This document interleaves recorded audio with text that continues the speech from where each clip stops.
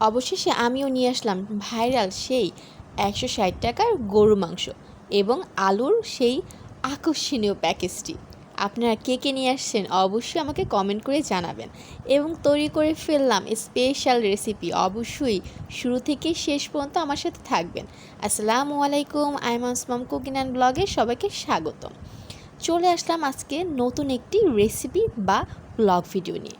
গিয়েছিলাম স্বপ্নে, যাওয়ার পর দেখি হুমড়ি খেয়ে সবাই নিচ্ছে ১৬০ টাকার আলু এবং গরুর মাংসের সে প্যাকেজটি। কী পরিমাণ যে ভিড়! যাই হোক, ঠেলাঠেলি করে অবশেষে পেয়েই গেলাম সেই ১৬০ টাকার আকর্ষণীয় গরুর মাংসের প্যাকেজটি।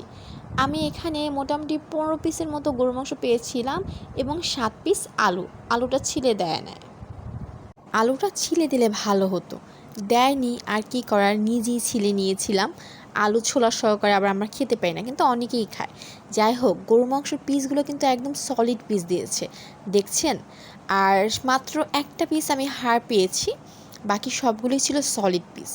মাংসের কোয়ালিটি খুবই ভালো ছিল, আমার সামনেই কেটে দিয়েছে, কোনো ভেজাল আমি দেখিনি। তারপরে ধুয়ে কেটে বেছে চলে গেলাম রেসিপি তৈরি করতে।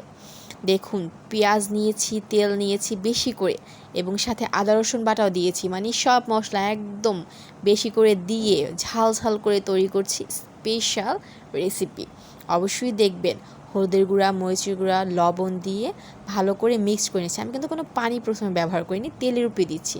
তারপরে গরম মশলার গুঁড়া, মানে যত গুঁড়া পাইছি বাসায় সব কিছুর গুঁড়া দিয়ে নেড়ে চেড়ে ঘোটানাটা দিচ্ছি।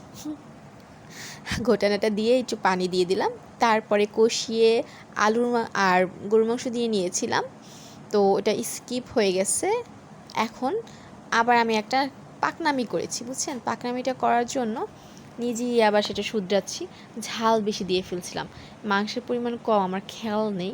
আমি কী করছি, ঝাল বেশি দিয়ে ফেলছি। এখন কি করার, তার জন্য ঝাল কমানোর জন্য লাস্টে একটা টমেটো কেটে দিয়ে দিলাম। লাস্টে মানে বলতে আপনার যখন কষাচ্ছিলাম একটা টমেটো কেটে দিয়েছি। টমেটো কেটে দিয়ে তারপরে আবার কিছুক্ষণ কষিয়ে তারপরে অনেকক্ষণ পরে দিয়েছিলাম ঝোল। টমেটোটা গলার পরে ঝোল দিয়েছিলাম। আলহামদুলিল্লাহ, খেতেও ছিল সেই রকম স্বাদ এবং দেখতেও হয়েছিল মাশাল্লাহ। আমার হাজব্যান্ডকে তো বারবার জিজ্ঞেস করছিলাম যে কেমন হয়েছে কেমন হয়েছে, আমার তো জিভে জল চলে আসছিল। আপনারা অবশ্যই জানাবেন যে কেমন হয়েছিল আর কে কে বাসায় ট্রাই করেছেন ১৬০ টাকার গরুর মাংস। অবশ্যই আমাকে কমেন্ট করে জানাতে ভুলবেন না। তাহলে আজকের মতো সবার কাছ থেকে বিদায় নিতে চাচ্ছি। এই পর্যন্ত সবাই ভালো থাকবেন, সুস্থ থাকবেন, আর অবশ্যই লাইক কমেন্ট করতে ভুলবেন না, আর একটি শেয়ার করে দেবেন অবশ্যই।